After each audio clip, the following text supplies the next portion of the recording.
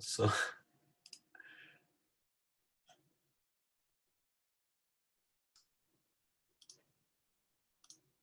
All right, who's doing the emceeing here? Chiro, is that you, or Carmen, are you kicking it off? I'm seeing Carmen looking for her mute button. Yeah. If you want, sure, I can. go right ahead. Go right ahead. Well, hi everyone. Thank you for being here today. So, if you don't know me, I'm Carmen. I'm the Students Affairs Officer in the Microbiology Department. So today we're gonna have here the grad orientation, which usually we have it every year, but as you know, this year we have to have it via Zoom.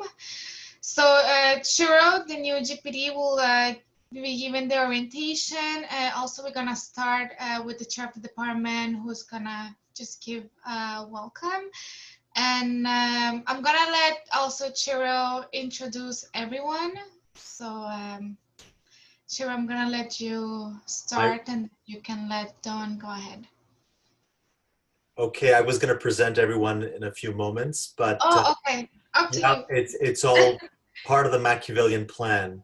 So I guess at this point, I'll start off by saying a warm, heartfelt welcome to each and every one of you, particularly the current students, but particularly the newer students who've joined us from wherever. If you're not from Montreal, not from Quebec, not from Canada, and certainly not from McGill, we'd like to extend the most heartfelt welcome to you all.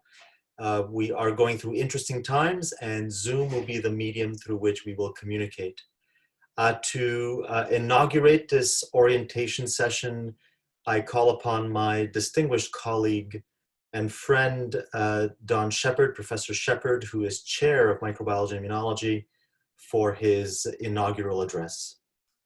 Inaugural address. This sounds like it's the Republican convention here. I've set it up for you, my brother. Well, I'm sad to disappoint, but I'm going to speak for about 3 seconds. I actually am here simply to learn from Chiro and the rest as to what's going on with the graduate program as much as you are, and the ways that we are going to be adapting to this new COVID-governed reality. I guess the only real messages that I have are, first, to highlight that you have obviously made the best decision possible to choose to enter microbiology during the years of COVID. How could anything be more important than microbiology while we are in the midst of the largest pandemic in recorded history? I think this is something that your finger is on the pulse, so good job. The second thing is, because of that, of course, this is not going to be our usual way of doing business. The graduate students who are already in the program know very well that we've had to make adaptations to our research programs, to the way that we operate in order to preserve the safety and security of all of our department members, the staff, the students, and the faculty. So that said, we've actually come up with ways that we think are going to allow you to continue to progress in graduate studies, get into the lab, get hands-on into the lab, and to actually get things done. And each of the individual research professors has a detailed plan that has been vetted by myself and by the higher levels of the university in order to get students in, give them access to the lab. And what we want to hear from you as we go forward in the town halls that we have, and just by email or reaching out to myself or Chiro or Sam, how is it working? What can we do better? What preoccupations do you have? Do you feel safe? Do you not feel safe? What are the things that are working, and what are the things that are getting in the way of your progress? So it's a new world. Everything's a little bit different, and we're very open and flexible to within the rules that we're operating under to try and accommodate your programs as best as possible so that you have the best possible experience as a graduate student in our department. And that's really the message that I have. I guess I should probably give Sam a chance to chime in here. For those of you that are new to the department, Dr. Grunheid is our Associate Chair of Training and Education. She is the engine that drives all of the teaching in our department. And she is the source and font of all knowledge and decisions in that area. So I'm not saying you should go to her before me, Am I? but you should go to her before me. And if I say something and she says something, she's probably the one who is right. And with that, I'll pass it over to Dr. Brunheit. Wow, that's a very high bar. Thanks. Just again to welcome everyone and to say that my ears are always open to hear about how the program's doing and how we can do better. I've actually just scheduled that I'm going to be having online by Zoom office hours once a week on Thursday afternoons from 1:30 to 2:30. And so feel free to drop by those anytime starting in September. And just for a chat, just to let me know how you're doing and what you think could work better for the grad program. So I'll pass it on to whoever's next. Chiro. In principle, it should be me. In that regard, we have taken this initiative of having this Zoom brief overview of the graduate program for microbiology and immunology. Evidently, you've taken the right choice. I will say, jokes aside, that you have chosen a department that really brings together some top internationally recognized scholars in their respective areas of research. These are individuals who are also, I would say, very committed educators and mentors. So in that regard, it's an extraordinary environment for you to train in. But I would say that MIMM is also a large team, a family, if you wish, a community, if you wish. And so despite the Zoom atmosphere, please understand that we are truly people who, we stick together and we try to grow together as a group. As was just mentioned to you a few moments ago, you'll also be hearing from my office in the upcoming days and weeks. In addition to Zoom sessions, I will try to go on my world tour. And that's not for my singing capacities, I assure you all. I wouldn't want to make you suffer more than you have already, but you are all in various geographical locations of our campus, and I'll try to have real live office hours. We will meet in public areas, pre-announced, and if you have a question, you have an issue, you have a problem, I will be there to listen to you. And if you simply want to chit chat about things, I will be there for you as well. So I guess we can move forward with the slides. Samantha, are you the one controlling the slides? You're the master controller here. I am. So you are all part of a graduate program in microbiology and immunology, and all graduate programs within McGill universities are under the auspices, slide number 2, under the auspices of something we refer to as a graduate and postdoctoral studies, or GPS for amongst friends. What you need to understand for GPS is there are 3 key individuals. The first is the Dean, Josephine Nombantoglou, Dr. Chalifour, the Associate Dean of Graduate Studies and Postdoctoral Studies. She's really there as a judge. She's there to make sure that there is all problems are potentially that arise are potentially solved. She's a bit like a disciplinary officer for all graduate students and for graduate students. The other individual that you need to hear about or know about is Dr. Amy Ryan, who's Associate Dean of Research and Graduate Studies, Graduate Education, and she's really the one responsible for supporting development of various programs and policies. The key take-home message from this slide, and I believe you all have a hard copy of this slide, is what's in the gray rectangle at the bottom.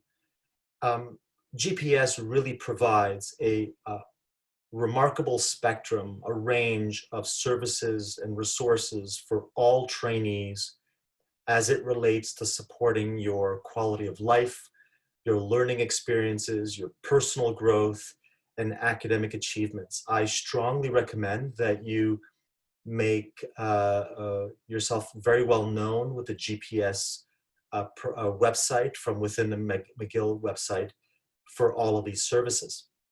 Next slide. So when it comes to graduate studies in microbiology and immunology, whom are we really talking about? It's really a team that will carry forward the content and decisions and guidelines. You've heard of Don Shepard and Samantha Grunheid, chair and associate chair respectively, but there are two other individuals who are actually remarkably instrumental and central to our graduate program. They are the cornerstones. In no specific order, Carmen Amy Pez, who's a student affair officer. Her mugshot is there on your far left. And Samantha Packer, the student affairs coordinator. Any questions, queries, requests, issues, problems, favors, these are the people who actually know what they're talking about, well before me. But jokes aside, these are people that you need to be aware of. And of course, myself as graduate program director, I'm there to be a representative of these graduate studies guidelines, but I'm also there to help you in your experience as a graduate student in our department. Next slide.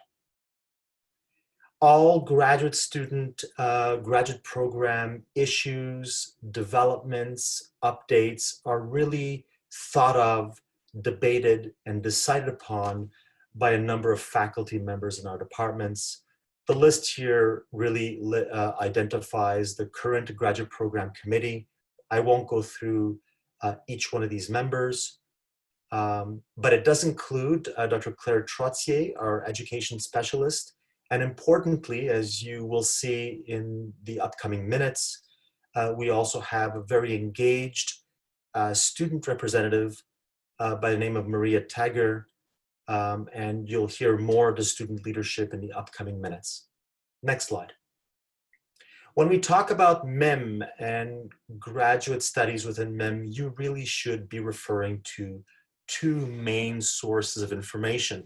The first one is the website of our department, which really serves as a compass or a portal to all centralized information as it relates to graduate program guidelines and requirements. More concretely, I draw your attention to the red box at the bottom right of your slide, which refers to the handbooks. The handbook for the MSc program, the handbook for the PhD programs. These handbooks are essentially your Bible. They are your centralized source of all information.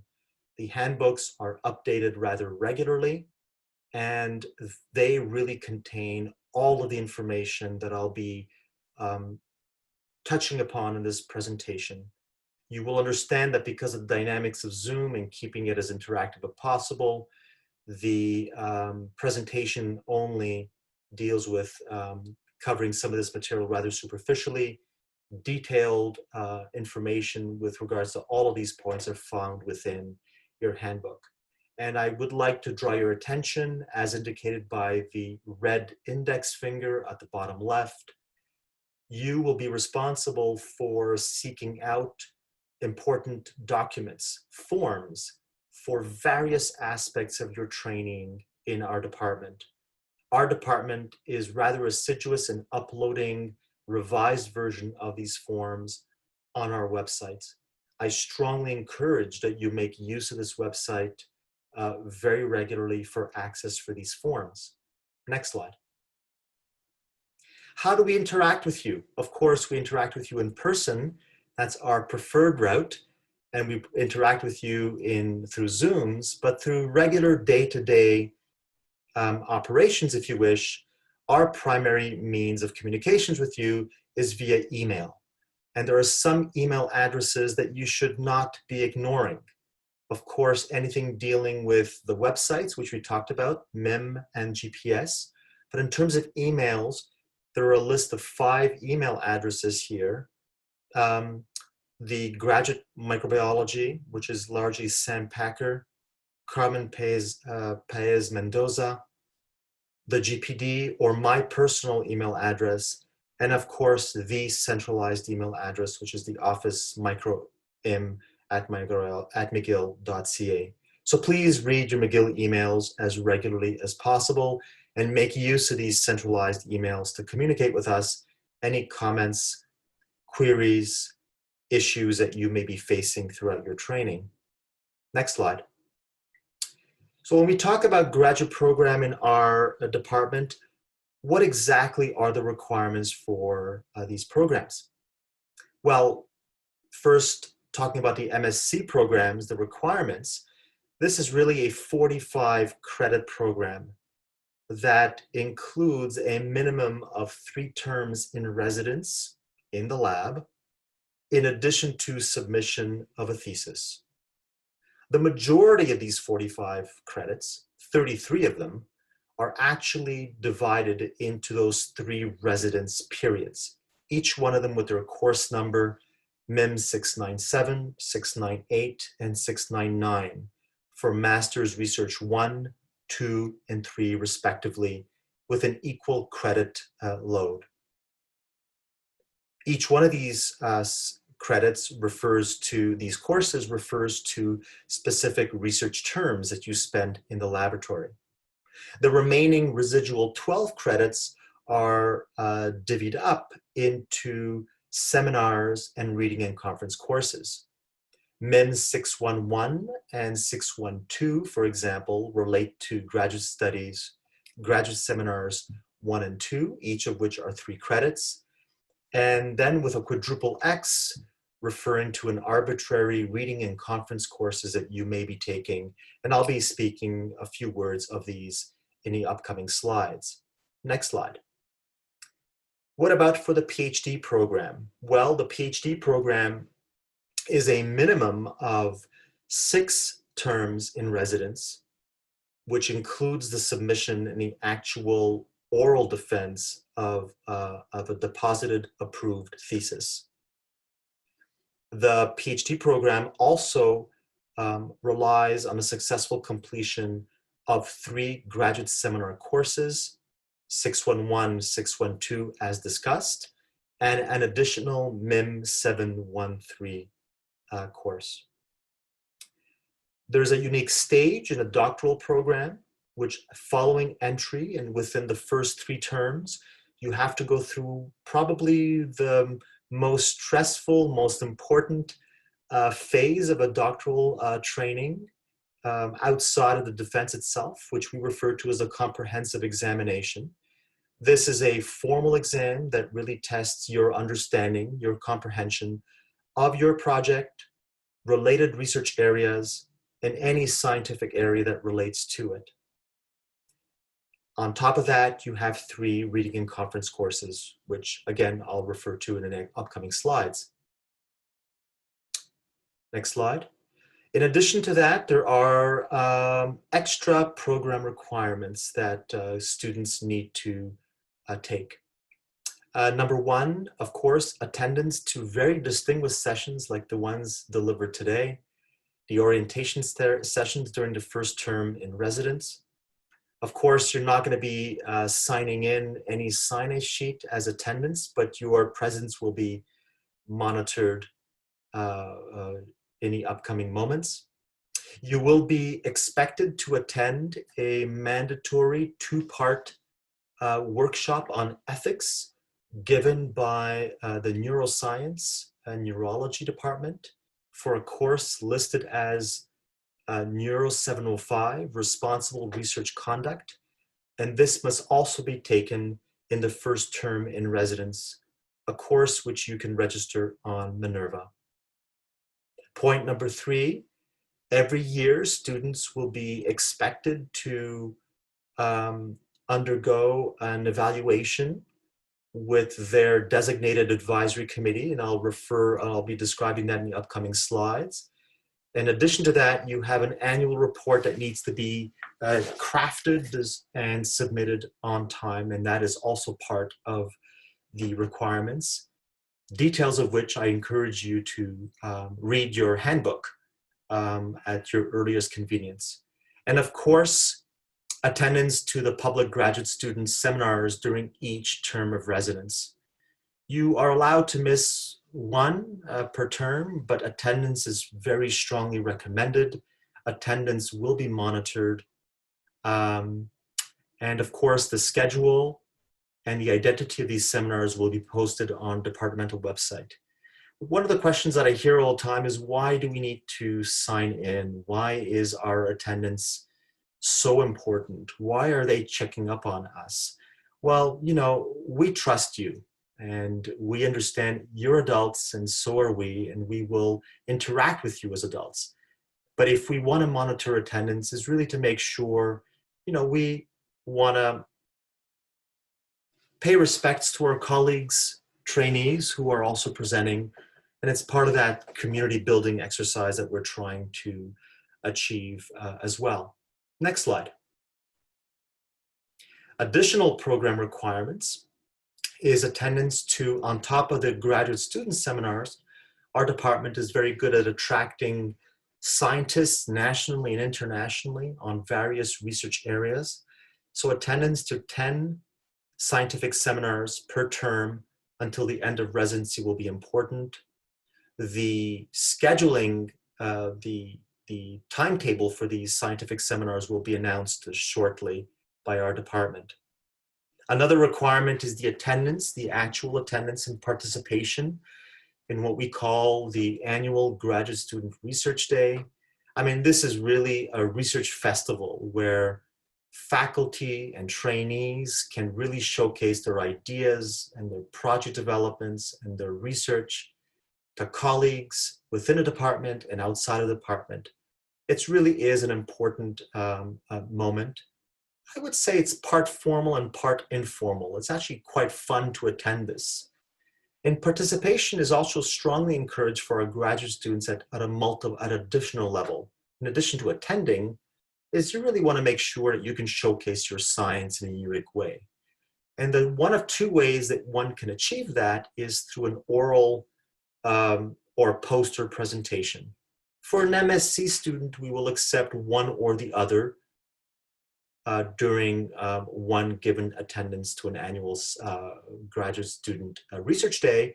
And for PhD students, we will expect to have one and the other, so oral and poster presentation during residency per se. And last but not least, I draw your attention to what we refer to as the letter of understanding, or an LOU with your supervisor. What in heaven's name is an LOU? Next slide. Well, through the GPS, McGill University, they've drafted a policy across all campuses and faculties for the drafting and assigning and the discussion and signing of a letter of understanding between students, supervisors, and co-supervisors.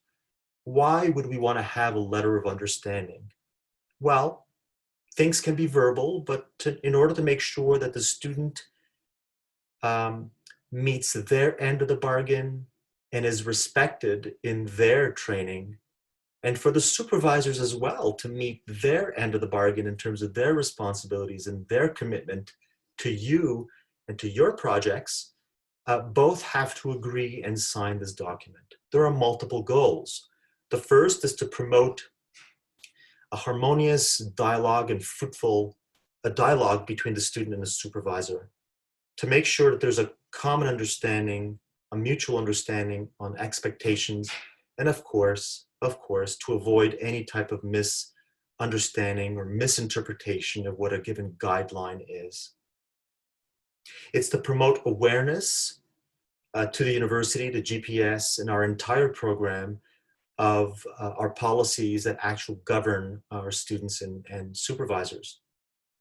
The letter has to be dated, it has to be signed, and has to be submitted to our student affairs coordinator and eventually signed by myself as early as possible, usually within the first term. Next slide.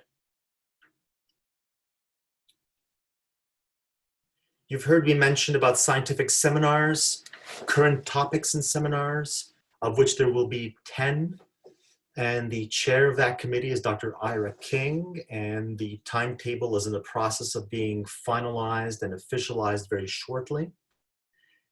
What do they represent? well, for the upcoming semester, just to give you an idea of numbers, we will expect you to attend 4 seminars from the Departmental Infection Immunity Seminar Series, which is the schedule of which is available on our MIMM website.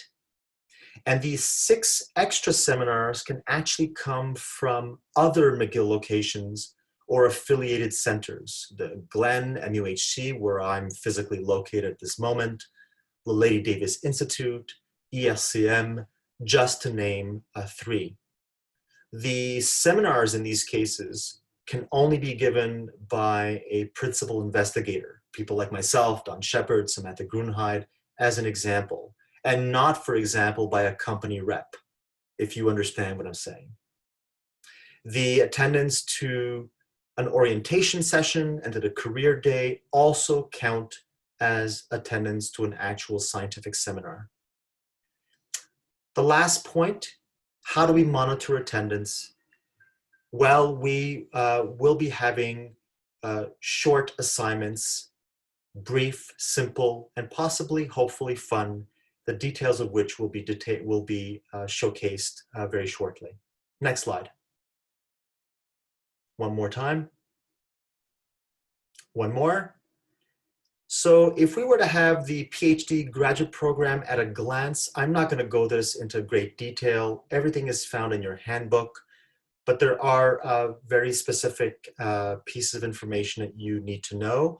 For PhD, for example, I mentioned before the MIMM 612 and the MIMM 713, the Graduate Seminar 2 for PhD students and the Graduate Seminar 3 for PhD students, each overseen and directed by Dr. Sylvie Fournier and Dr. Jacques Archambault.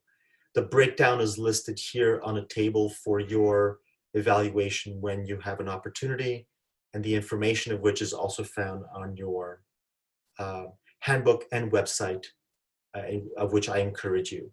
For MSCs, in the next slide, a similar breakdown as you should see here. In this case, once again, 611 and 612, also overseen by Drs. Fournier and Jacques Archambault.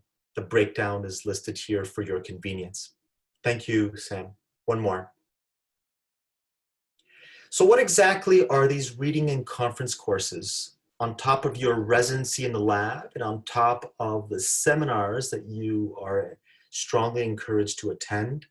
A lot of your knowledge will also be acquired through specific specialized courses known as reading and conferences courses.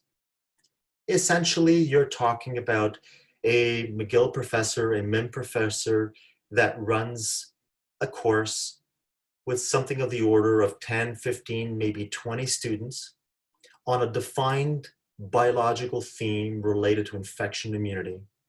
And through the investigation of navigating through primary research material, there is learning of those concepts. So the MSc PhD reading and conference courses, there are several of which you are eligible for and from which you can select from for any one of your requirements. What are they? Well, they can come from any life sciences related, usually 500 level course or above, held at McGill.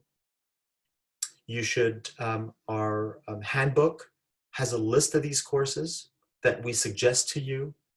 If a course that you're interested in and for which you're uncertain, for which you're and you'd like to take but not listed in our handbook, please contact our graduate team, program team, and I'll be the one that eventually approves that course for you.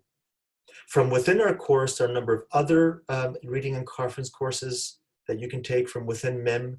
The Infection and Immunity Journal Club, the 616 in the fall term by Dr. Fournier, the Immunopathogenesis of Human Disease or Biochemical Pathology, depending on which department, MIMM 607 by Professor Devangai, the Human Microbiome, MIMM 617 will not be given exceptionally this fall, but can be taken probably in MIMM in winter 2021, given by Dr. Corinne Maurice.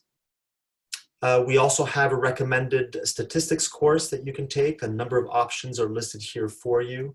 And you will be hearing very shortly of a new reading and conference course being given by our department in these pandemic times, overseen by Jacques Archambault, in the topic of viral pandemics, of which you can imagine COVID-19 will be a prominent feature of this course. Next slide. If you're registered for any of the courses listed here, 611, 12, 713, or 701, but are unable to fulfill course requirements during the semester, you're strongly advised to drop the course within the course drop add period and to follow the steps that are provided on this slide in terms of what will be the process moving forward. And I think that ends my segment. And to give a bit of variety to this presentation, we now invite student leadership to give us a sense of the Microbiology Immunology Graduate Student Association. This is a fantastic group of very active individuals with lots of ideas for which we would like to have great interaction with. And so I bring my attention, introduce now Anshul Siha, who will give us an overview of MIGSA. All right, thanks Shiro, and welcome to all the new students. So for those who don't know me, my name is Anshul Sinha. I'm a PhD student here in MIMM, and right now for this year, the president of MIGSA. So basically what we are is a committee of graduate students in MIMM. We meet every month, and basically we essentially try to serve the needs of students in our department. So there's a few main things that we do. First is that we organize social and academic events to help connect the grad students in our department. And that's mostly Selena and Kayla doing the organization for those. We also have people like myself, Lydia and Masha, who sit on committees, like Chira mentioned, in our department and in the McGill Postgrad Student Society, in the case of Lydia, to help us decide certain changes in the curriculum, just general things that go on in the department, funding, and general changes to grad student life at McGill. Also, sort of as a group this year, we're trying to expand some of the resources that we're providing to grad students, and that's something I'll talk about in a couple of slides. Next slide, great. So these are some of the events that we normally do. Pub nights and barbecues. We organize the annual holiday party in winter, which is always a lot of fun. We also have organized cottage retreats the last couple of years that have been that we've gotten some pretty good feedback on. On the academic side, we organize the annual graduate research day and career day that Shiro touched on a little bit. And normally we offer intramural sports, although with COVID, that's not happening right now. So because of COVID, a lot of these events won't be happening, but we're trying to come up with some good alternatives, which segues into our first upcoming event, which is the mid-September Welcome Barbecue, which will be held at a park somewhere downtown sometime in the second or third week of September. We're still sort of finalizing the dates for that. We'll be providing food and beverages, and to sort of ensure that we're doing this safely and responsibly, we'll encourage mask wearing and social distancing. So we don't have all the details on that yet, but next week, hopefully we'll send out an email to provide more details. Next slide, Sam. Great. So just lastly here, these are a few resources that we have. We have a Facebook page where we post updates for upcoming events mostly. And sort of where most of the information comes from is we send out a monthly listserv email that sort of goes through specific talking points that we've discussed in our MIGSA meetings, along with some more specific details about upcoming events. And some other resources that I think you guys should be aware of. We've recently come up with a new incident reporting form to document any incidents of discrimination that students might face and to connect students to resources if they encounter any discrimination of any kind in the lab, in the department, or outside of those settings. So I encourage you guys all to check those out. We've also compiled a list of Black Lives Matters and Indigenous specific resources for the purpose of educating yourself on these issues, sort of how they pertain to academia and research, and some sort of tips on how you might be able to thoughtfully and earnestly engage in some of these important issues. So that's basically it for me. I'd encourage you guys all to attend some of these events that we have coming up. That's a really good way of meeting new students in our department and getting involved. If you have any questions about what we do at MIXA or want to get involved at MIXA, we have the email below, so don't hesitate to contact any of us.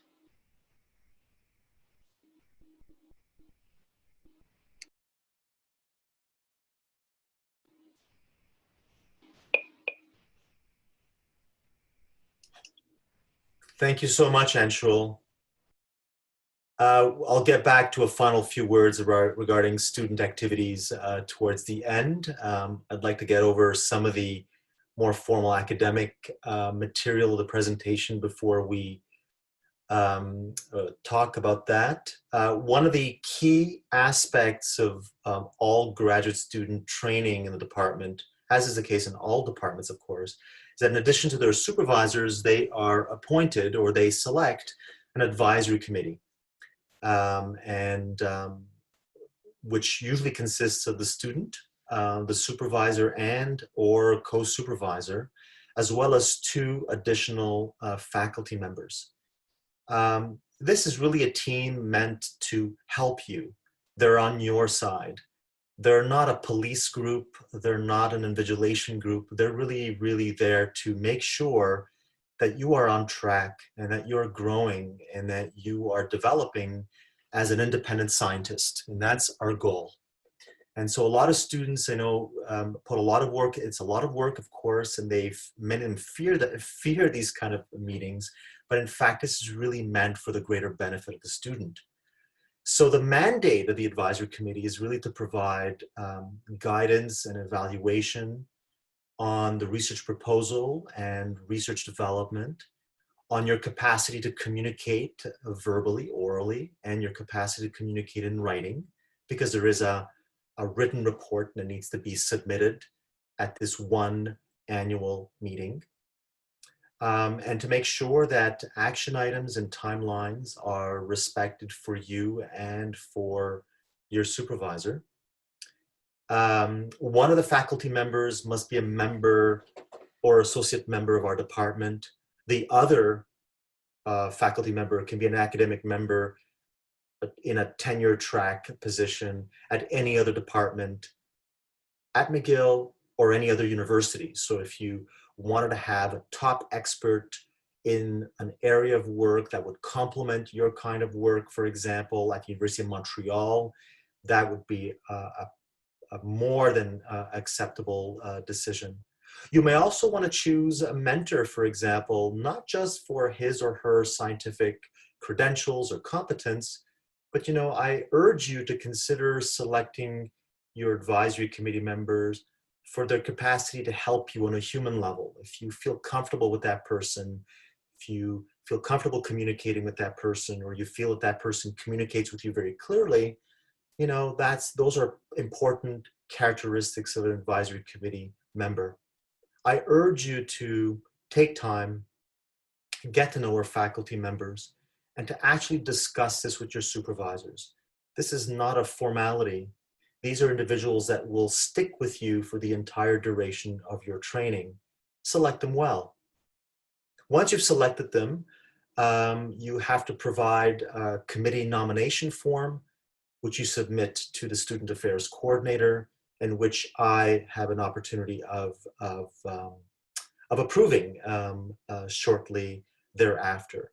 Once again, I strongly recommend that you look at your handbook for all of the details with regards to the committee's meetings per se. Next slide. Please note that while your supervisors are there to coach you and mentor you and to help you in all aspects of your training, the holding of this yearly advisory committee meeting is really the responsibility of the student. You have to call the shot. You have to schedule it. You're not alone. We're there for you. The supervisor is there for you, but you need to show the leadership to get that meeting up and running. Since you're all new students, please note point number 2 in bold. And this is very important. And this is something that's more of a recent change of our program, is that the very first advisory committee meeting should be held during the first term of residence. In the old days, it'd be something of the order within the first year. Now we encourage students to have their first committee meeting within the first term. So if you've all started in the summer or starting in September, between now and Christmas is something that you should be considering having your committee members. What does this consist of? Well, the first meeting, of course, understand that there's a written summary report that you need to draft, usually something of the order of 8 pages, which really details various components of your work, an abstract, an introduction, figures, figure legends, references. It's a formal document. I would say it's probably one of the more rigorous ones in most biomedical departments in our university. I recommend the leadership in getting it done is yours, but please work hand in hand with your supervisors. Your supervisors should and must be on your side to guide you, particularly for your first few reports. And during the meeting, you typically have at least a 20-minute PowerPoint presentation, followed by a question period with all of the members of your committee. Next slide. During that meeting, there is an advisory committee report that's that really collects the major conclusions, evaluations of the committee. This is where your committee members tell you personally, you've done a fantastic job this year, keep up the good work. Or they may say, we understand that this has been a challenging year. Experimentally, things have not worked up for you. So we recommend that you focus on A, B, and C more than D, E, and F. So they really give you advice. That advice is drafted in that committee report, which is then chaperoned, sent to our department, and I will evaluate and sign once again. The objective, I'd like to re-emphasize that the objective of this annual advisory committee meeting and the presentation of the first seminar during the first term of residence is really to promote a rapid immersion of the student in the project and to make sure that they are on the proper time graduation schedule or transfer to a PhD program as soon as possible. I'd like to note an important point, and this is probably the most stressful point for all graduate students, particularly for the first meeting. I should say for the first meeting, and that's the last bold bulleted point on this slide. Please rest assured that for the first committee meeting, it's understood, it's expected that preliminary data or exhaustive knowledge of everything related to your project cannot necessarily be reached in the first term, and certainly will not serve as grounds for a fail grade. Of course, with your subsequent annual committee meetings, of course, there is an understanding or an expectation that there is actual progress. Progress, of course, is documented at the level of actual data, a research output, an abstract or a paper or a book chapter, or actual data. But these annual meetings are really meant to discuss possible difficulties in a project, or perhaps a realignment of the hypothesis or the experimental approach. The team is there to help you in that decision and to help the supervisor and you take the very best decision at the best possible time. The annual research progress tracking is an absolutely mandatory process, and it has to be done throughout your entire period within our program. You cannot miss an annual progress report or that's where I need to pull out my stick and come after you. Please notice my smile. I think I've emphasized that, or I've implied it, but I want you to understand this, that the advisory committee is really a unique opportunity for you. You're not alone in your research project. You're the one pipetting, of course, but you really have an academic cheerleading squad behind you, encouraging you, giving you advice, motivating you, giving you suggestions of how to devise experiments or interpret data. Make use of your committee. Even if you see your committee once a year, that does not mean that you cannot tap into their greater wisdom more than once a year. I actually strongly encourage that you do that. And it's also highly recommended that to provide the advisory committee guidelines for members to each member of your committee prior to each meeting. So support, advice, and guidance is really the soul, the spirit of these advisory committee meetings. Choose them wisely. Now, besides getting it done in the lab and getting great grades, which we all want for you, and we know you'll do very well, there are other milestones towards your degree that you need to achieve. Next slide. For some of you in the MSc program, some of you may actually decide to say, you know what, research is really for me. I'm good at this, or I'm excited about this, or I think I can make a career out of this. And I really like the lab that I'm in right now. You know what? I'm not going to finish my MSc. I'm actually going to use the portion of my MSc that I've done and gallop, transfer, switch into a PhD program. So what does that entail really? Look at the following slides. So students who want to transfer to a PhD program actually need to present a scientific seminar sometime between the 3rd and 4th term. So that of their MSc program. And then register in MIMM 612 for the term in which they will be presenting their seminar, the research seminar, the graduate seminar. Once again, please look at your handbook for all details and specific requirements and timelines. Your advisory committee, the one that I've babbled about for the last 10 minutes, will be the very same one that will stick with you in your PhD, because it is thought, it is believed that the project that you had in your MSc will now be blown into greater proportion, and the same people will track you in that process. Students who actually transfer to a PhD program continue to follow the same advisory committee meeting schedule they had as an MSc student, unless there are special circumstances, as you understand. And these special circumstances will be discussed with me, and I will need to approve of that. So for example, what does that mean in simple English? Last bulleted point. If a student had their last MSc advisory committee meeting in the winter, were promoted to a PhD program in the fall, their first PhD advisory committee meeting is not due until the winter semester of their first year as a PhD student. You could read that quietly to figure out the timeline specifics.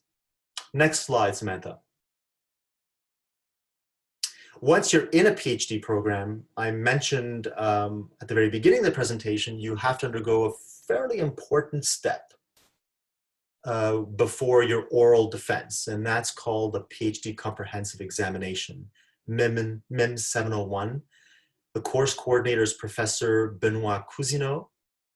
So PhD candidates entering the program with an MSc must take a comprehensive exam within the first 2 years of their initial registration as a graduate student in the department.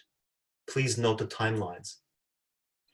PhD candidates who've internally transferred from an MSc to a PhD program have to take their comprehensives within 3 years of their initial registration. Please note the difference in timeline here. And of course, students registering in MIMM 701 in the semester in which they plan to have their comprehensive exam. Again, please look at your handbook for specifics with regards to the organization of the exam, what does it consist of, the format, what are the details, and how are you evaluated. Next slide. Of course, this is not now, but as you progress joyfully down your doctoral studies, preparing a PhD and actually submitting it is a momentous task. You're not alone. Your supervisor has lots of experience. They're there to provide you with insights, guidance, and encouragements at all stages of this preparation. Please look at the GPS website for thesis guidelines with regards to MSc and PhD thesis submission. A summary of these guidelines are found in your handbook. And I can tell you that we will be, in conjunction with the MIGSA student leadership, we will be having specific workshops destined to graduate students who are really at the bridge of thesis writing, where we will be providing specific guidelines of how to do that. And we will try to time these workshops at a time that coincides temporally with the major periods of thesis submission yearly. Thank you. Next slide. And of course, the big day. The big day is probably the big stress day, but the reality is the oral defense is really the cherry on the cake. And the MIMM department is remarkably skilled at organizing these. They will contact you at the right time to make sure that you are on track and that you know what to do and when to do it. Once again, the PhD handbook and the GPS thesis guidelines are going to be the prime source of information as it relates to that. You have time to get to this point, of course. Next slide. Okay, expectations and values. And I don't want to sound tacky. Some of you are my students, I believe, of the 44. But if we speak of this, it's because deep down we think this is important. We think this is really part of our soul. We think this is part of our scientific conduct. And we actually think that this is at the heart of the skills and competences that you will acquire as a graduate student, as a junior PI, junior faculty in the years to come. So you're expected to comply to all program requirements. That goes without saying. There are exceptions that can be granted under very exceptional circumstances, but need to be discussed and approved by me, the graduate program director.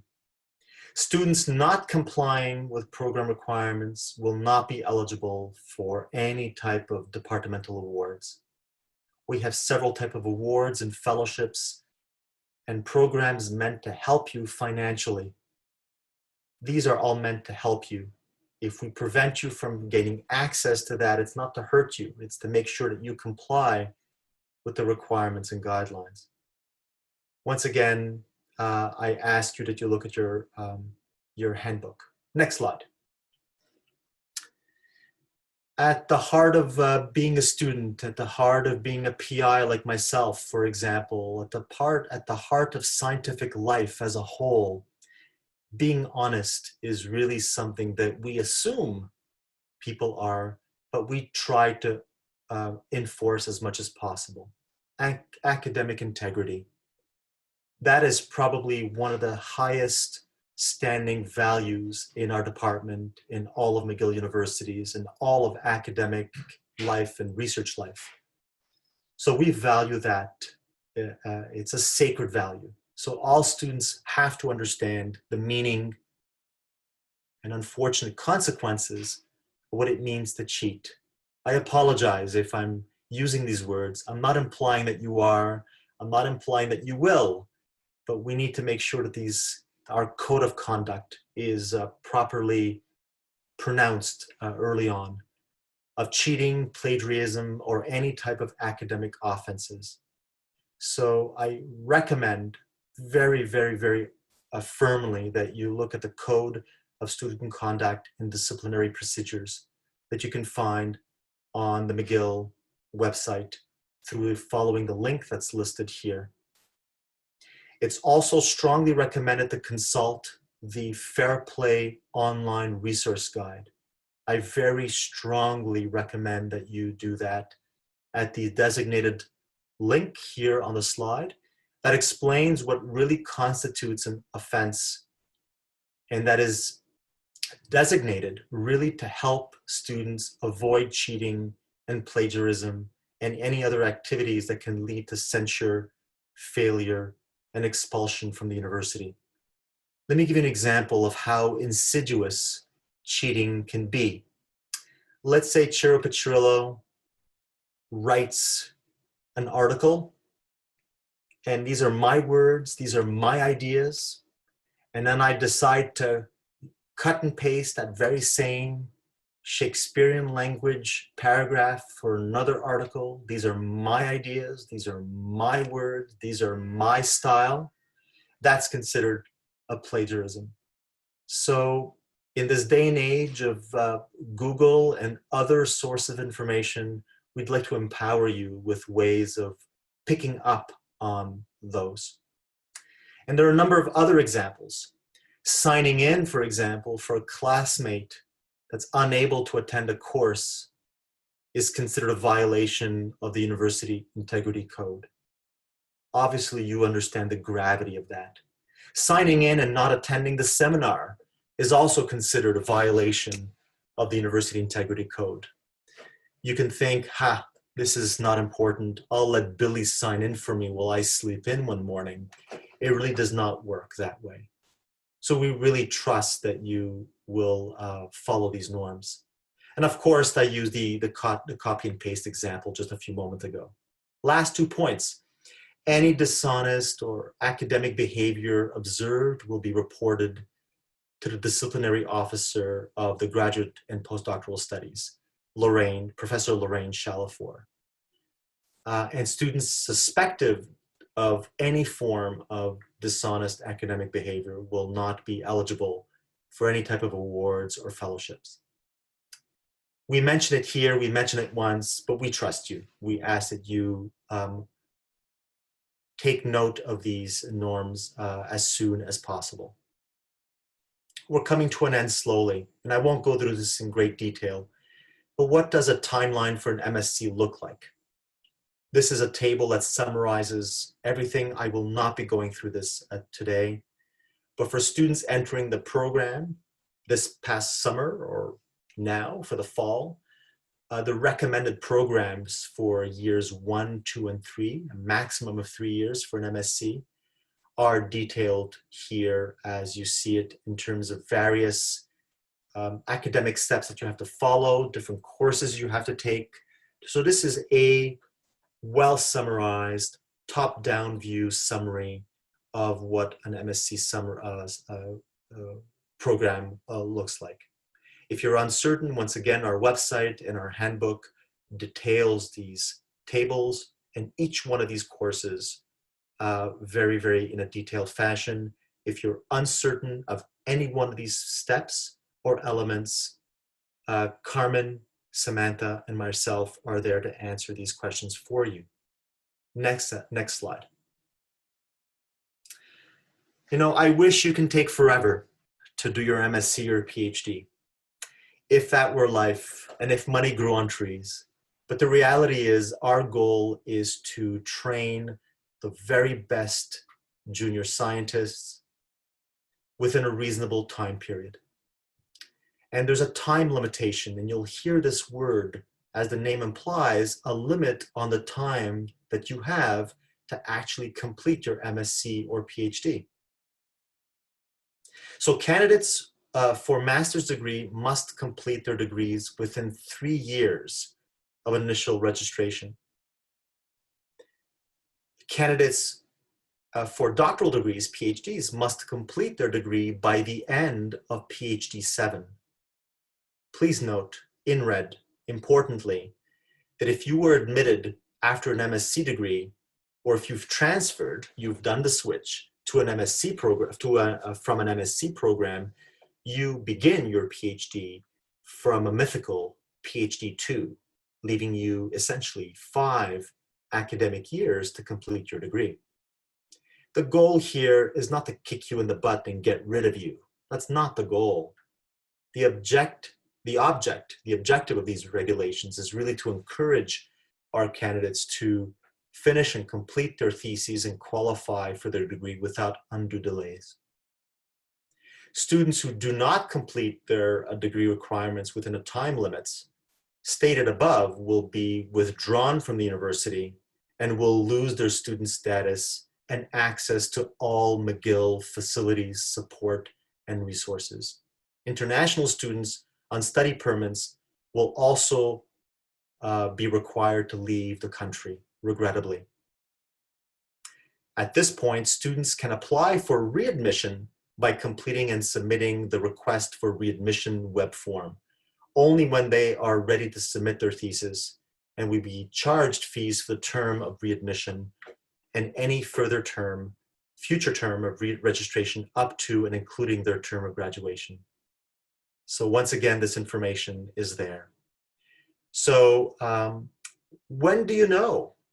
Who is monitoring the clock for you? Of course, you should be monitoring yourself, but rest assured, the Department of Microbiology and Immunology is there to help you as well.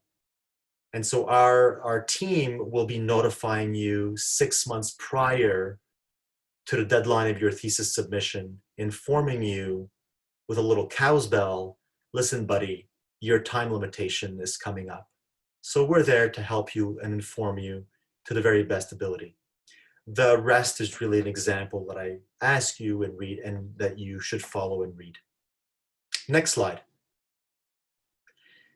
Okay, make most of it. Successful graduate students are the ones that do really well in the classroom, are the ones that do really well in the laboratory. That goes without saying. But life is truly more than just research and accomplishments. And so, first of all, stay informed. Look at GPS, university websites, look at the MIMM graduate program guidelines, look at our handbooks as listed by, this is a summary of all of the links. This is a sacred page. Stay informed. If you're unsure, if you're unclear, you don't understand, please ask the question to anybody on our team and we will respond in a prompt and timely fashion. Next slide. We will be reporting on this in the upcoming while, but and this is something that should be more widespread amongst our student population within MIMM, is something called the mentorship program, where you can contact any member of our graduate program committee, the ones listed at the beginning of the presentation, at any time, for any reason, throughout the entire course of your graduate studies, to discuss any issue, whether it be personal, administrative, and academic, in the highest level of confidentiality. So this is almost like a faculty-student buddy system. We encourage you to make use and exploit this. We would like to exploit this program even more. And as new GPD, I can assure you that I'll be developing this program, and you'll hear from this, regarding this program, you'll hear of this program, greater details in the upcoming weeks.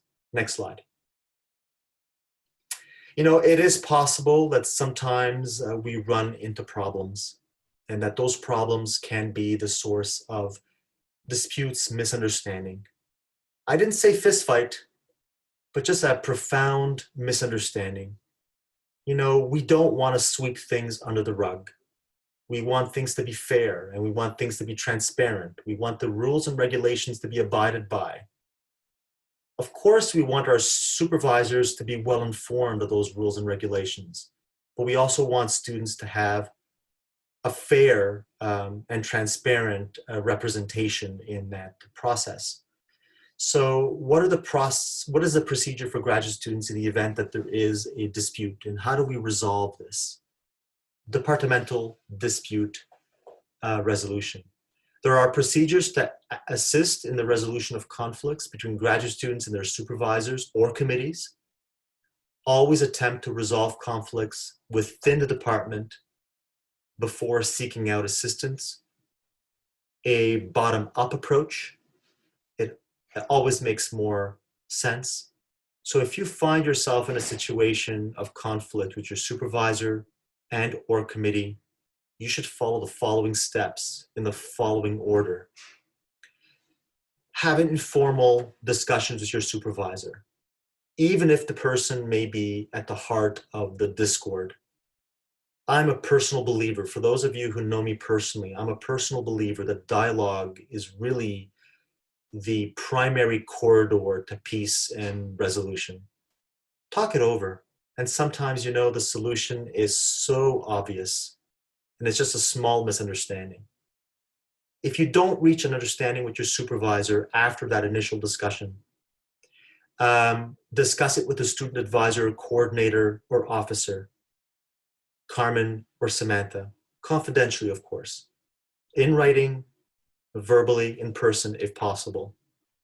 You can then come to me, and then we can go to Samantha Grunheid and Don Shepard, and of course, we can go to the Associate Dean at GPS to help us resolve that.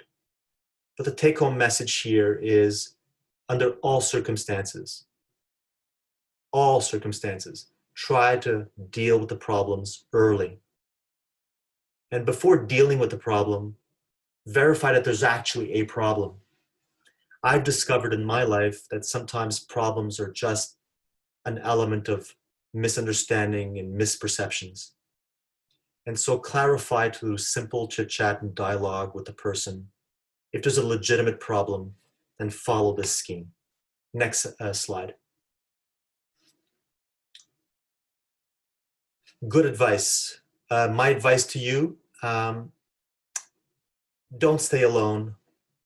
Even in the best of times, pre-COVID, pre-pandemic, it's very easy to stay in your studio at home or to stay in the lab or in the classroom, those basic three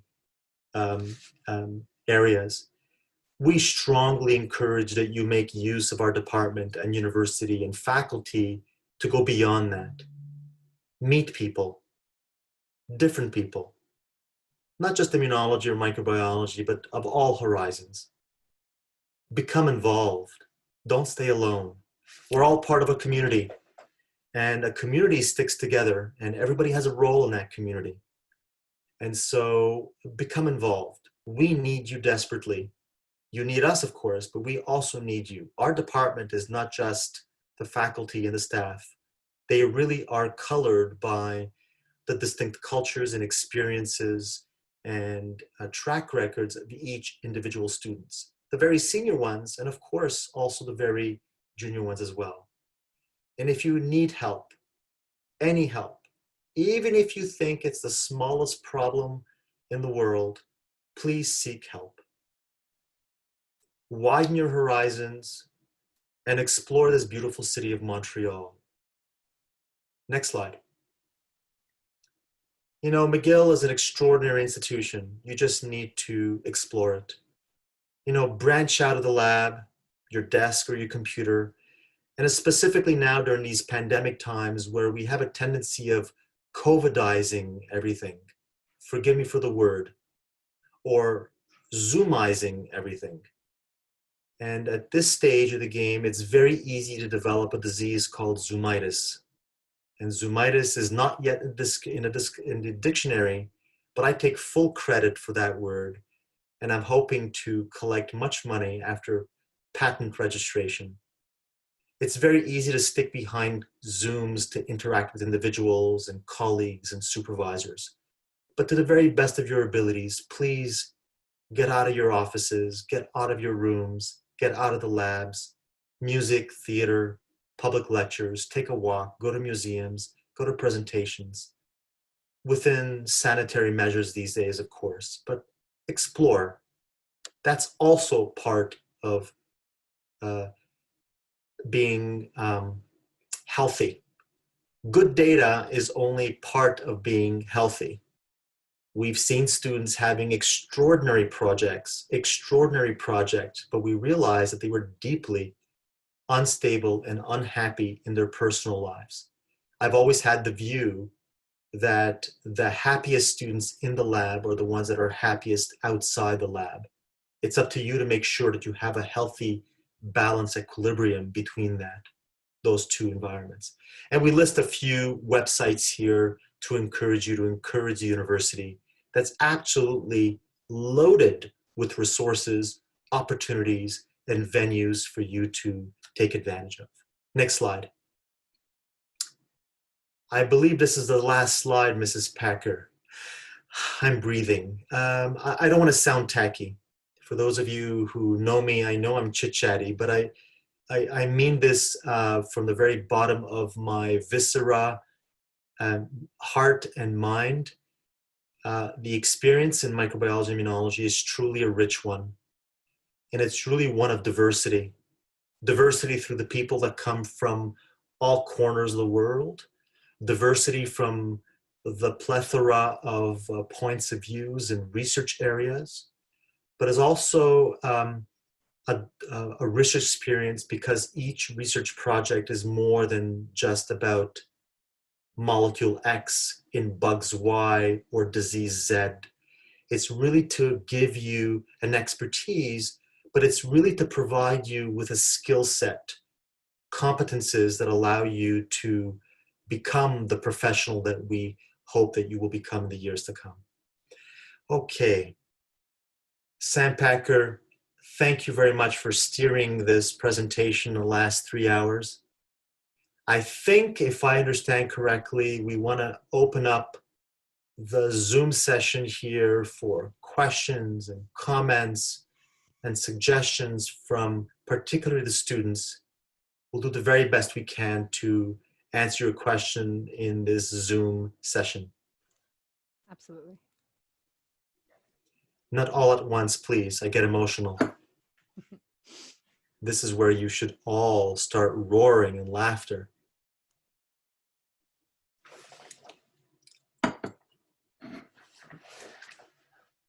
Not all at once, please. I can't handle this. If you do not, anything at all, it could be a question or a comment. You're not obliged, of course. If you have a comment, for example, or a question and you feel shy, that's okay too. And if you want to contact Carmen or Samantha or myself, Dr. Grunheid, or Ann Schul privately, of course, do that. If you want to take an appointment to meet with us in a Zoom session or a safe distance live sessions, we can arrange that as well. Yeah, I just wanted to jump in with the summer coming, well, now at an end, responses, they're going to be a lot faster. Right now, the graduate line to call isn't accessible. I'm only available by email. But if you have to talk, if you want to talk, if you have a quick question, if you have a few questions and you don't want to send, back and forth emails, absolutely send me an email and we can arrange for a phone call almost in the same day or within 2 days. As I mentioned, thank you, Samantha. Very important. As I mentioned earlier on, I'd like to maybe develop it a little more. I recognize many of the names here of current graduate students, so thanks for chiming in today. But for the new students particularly, for all graduate students, but particularly the new students, I'm a believer in community building, and I don't think Zoom is the optimal way of building that community, although it's a great tool. So stay tuned in the upcoming weeks. I'll be announcing some specific dates, recurring dates, specific time slots where I'll be going to very defined geographic locations or nearby. And any students or group of students using distancing approaches who would like to speak confidentially about any aspect of their project or training or experience at McGill, or you'd like to talk about any aspect outside of the lab that you just want to talk about, I'd be more than delighted to do that. And so specific dates will be announced. They will differ in geographic locations. They will be announced frequently. but the goal is really to touch base with each and every one of you if you have a need. If you just want to stop by and say hi, of course, that will be more than welcomed.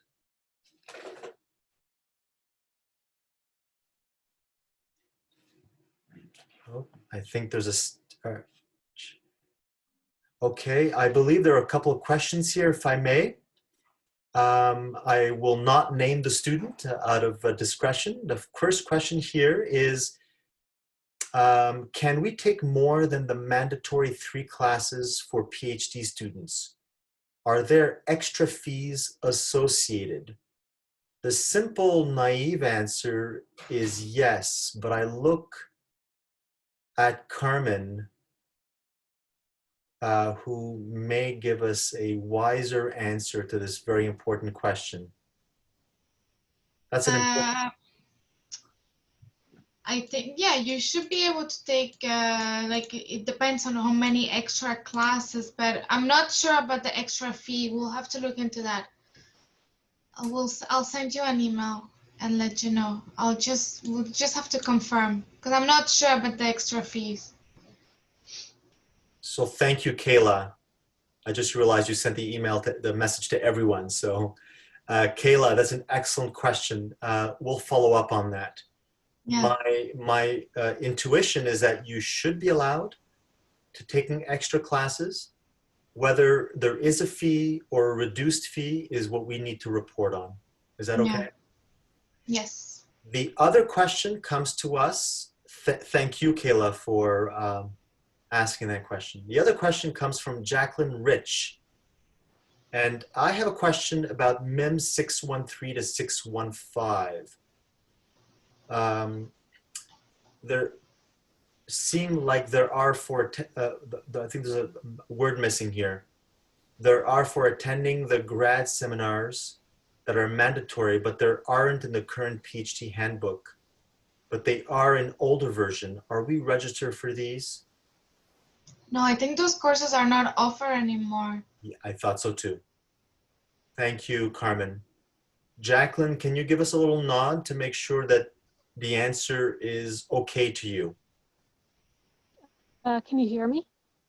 We can, loud and clear. Sorry, I'm typing on my phone. That's why there's so many Listen, typos in there from the lab. You do a far better job than I do. Well done. So for attending, because like those are the grad seminars that you mentioned, like you have to go to them every week. You can only miss the one. So to go to those, they aren't like the 613 to 615. Do you just go and sign up and that's how they take your attendance? So the answer is yes. We're in the process right now, and I didn't speak on it at length, but we're trying to think of a small, quirky, fun way for that attendance to be registered. It could be just you. Okay. It could just be you answering a question or two, for example. Is that okay? It would take no more than just a few minutes. But we will be detailing that in the upcoming days. It will be announced, and we're hoping that that will be a creative way of registering student attendance and participation. Is that okay with you? Excellent. Thank you so much. No, thank you. Yeah, just Thank you. No, thank you, Jacqueline. We now have a question from Pavitra. And so I will read the message. The email said we will receive the slides today, but we haven't. Will they be sent after the meeting? Also, where will the recording be posted? Mrs. Packer, I leave that answer to you. So I'm going to, oh, I don't know if my screen will share. At the very beginning of the chat, I had placed 2 PowerPoint slides and 1 video. What I'm going to do is see if I can drop them right back in again. No. Does anybody see the PowerPoint presentation at the top of the chat? I don't see it. There are 3 files right up on top of, if you all open up your chat tab, You should all see the various comments and questions that have been asked. If you look on top, at the very top, you should be able to see Samantha Packer to everyone. And there are 3 files. The presentation I just went through, a slide deck, and a video. Okay, I'll put them back in again. Yeah, well, Sam, you can also send it by email so all the students get it, even the ones that weren't here. The file's too big by email. I was going to do Oh. WeTransfer, but it's an individual. Let me just give me one Okay. second and I'm going to get it now so that it's. We're gonna post it on the website as well, so it's gonna be Okay. available on the website. Okay, so there are a number of people here that say that they cannot see the files. That's okay. So we will put the files on a USB key. We'll wrap it around the neck of a pigeon, and we will send it to you very shortly. I've just sent it again I've uploaded again into the chat. But what I'm going to do is by Friday, we're going to have this recording online.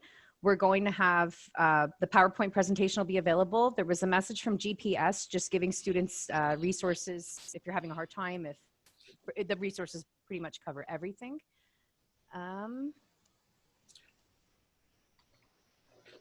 Special kudos to Paul Donnelly. I can't see you, but I'd like to congratulate you wholeheartedly. He wrote, ah ha ha. So he actually laughed to my joke. Paul, you are a very good man, and you will be going far in life. So I got your back. I got your back. I have a question, actually. Go ahead, Tom. So in the handbook, it mentions we can miss one of the current topics and one of the graduate student seminars. Is that one each, or is that like if you miss a graduate student seminar, you can't miss a current topic seminar? I believe it's one of each. Carmen, can you confirm? Okay. Yeah, we can one of each. Okay. Oh, now I'm Thank you. seeing it. Thank you. I saw the PowerPoint. Dear Audrey, I've not forgotten about you.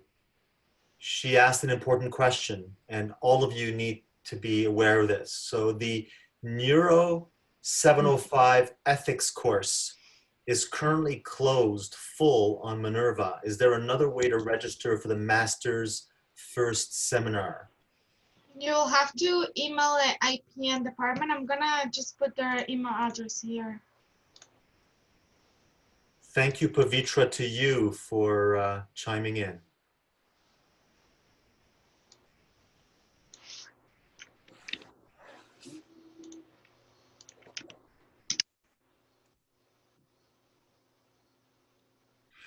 While we wait, are there any other comments, suggestions, questions, anything goes on? Of course, you can contact us at any time. My hourly fee is not that expensive, so it's fine. Okay, I have a great question here. By Hualin. So if a PhD student want to take French English courses, they need to pay extra fees, but for the other courses, I don't think they need. I'm learning as I'm going along, and so I'm looking at Carmen. I believe you do need to pay. Carmen? Is he asking if we need to pay or he's telling us? I didn't understand that. I will read the question again because it was sent to me privately. Thank you, Hualin. So if a PhD student want to take a French English course, they need to pay extra fees. The answer is yes. But for the other courses, I don't think they need to pay. I believe they need to pay either way. There are no free courses. Pay, but just there's some courses that you pay extra. I see. Others don't, so yeah. Hualin, can you please confirm that the answer was okay for you? As you type in your answer, I'm going to go to Michael. Thank you, Hualin. Xie xie. Michael asks me in private, is the best way to reach you as GPD via your personal McGill email or the GPD MIMM email? That's a great point. I have a differential rate. I don't charge as much if you, that's a joke. You can laugh now, Paul. I would prefer, if you do not mind, of course, I'll take any email, of course.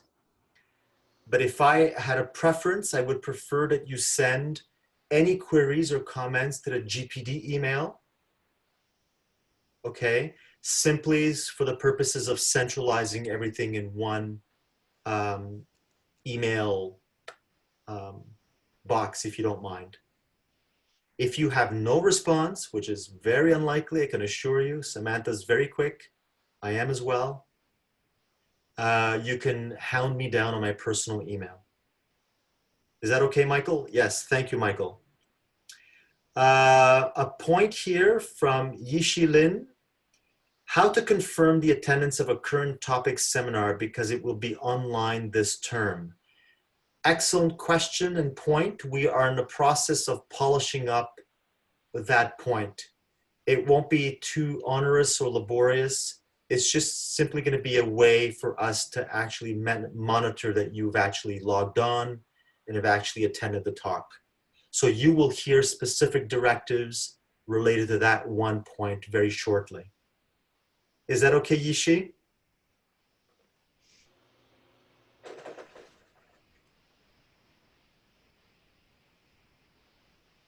Yishi, thank you.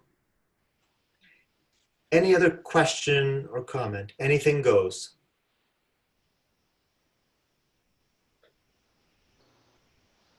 We understand, I fully understand that this is a lot of information. And we understand that this is a Zoom session. So that's why I've constantly asked you to look at your handbook and the GPS website and to contact us at any time. Okay. The directives are fairly self-explanatory, but there may be instances where clarification may be required, and we are there to answer those questions. In my tour from one location to the other, part of the goal is to make sure that we can get to know each other, of course. You get to know me and I get to know you, but I can make use of those one-on-one sessions or group sessions to answer any questions that may arise as you begin your internships in your respective laboratories. Another question from Audrey, thank you. Are reading and conference courses 1 and 2 required for masters, or can we take any other classes in a handbook instead? What does it say? My understanding is if it complies with the level of course and you get my approval, you are encouraged to seek reading and conference courses across the McGill course repository. Of course, we encourage you to take reading conferences within microbiology and immunology as they relate to topics that are intimately related to our course curriculum.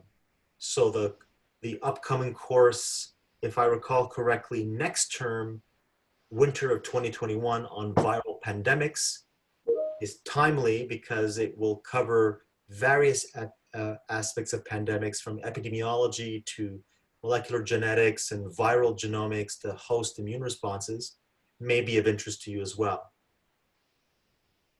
I believe I've answered the question intelligently. Audrey, can you confirm that that was a satisfactory response? Merci. Thank you, Audrey. Grateful for your question.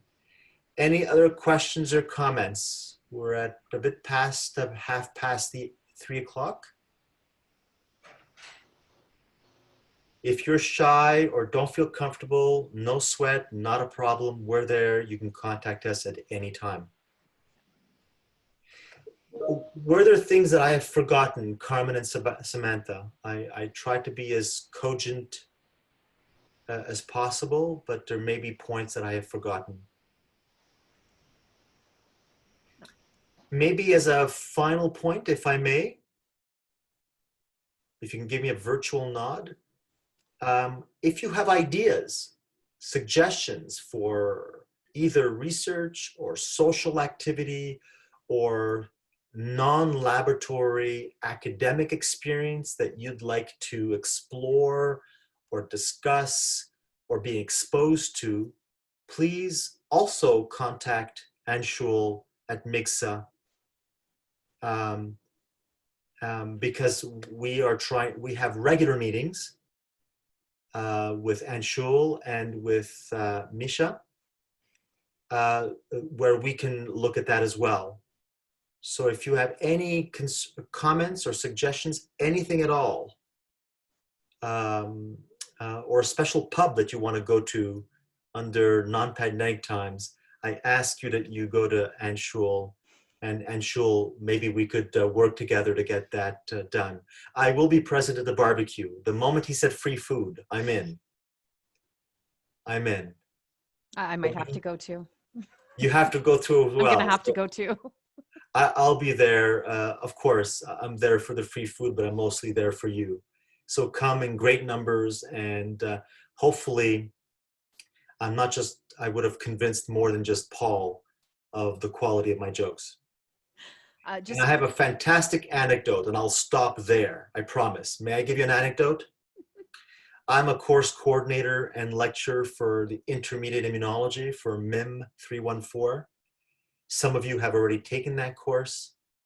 And because these are long lectures of 90 minutes, but now they're 3-hour blocks, I'm renowned for joking every 15 or 20 minutes.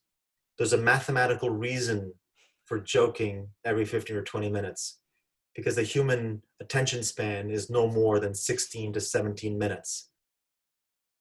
Thank you, Pavitra. You're a very good man. Paul, thank you. And so I crack, I think, amazing jokes. They're amazing. And so, and I joke of the fact of how I'm thinking of quitting my day job, my current job as immunologist in chief, because I want to take up a comic job, a stand-up job.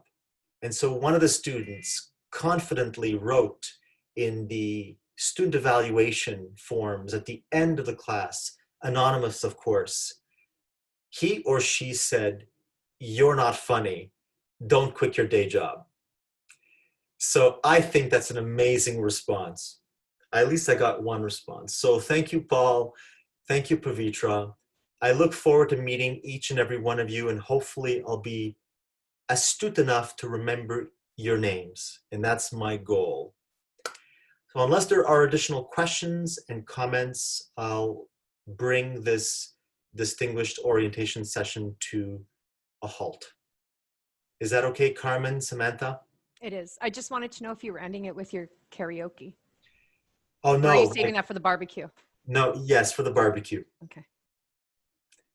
Please notice my smile. Anshul, I have a machine that I can get to you for that barbecue for. Yeah, let's make it happen.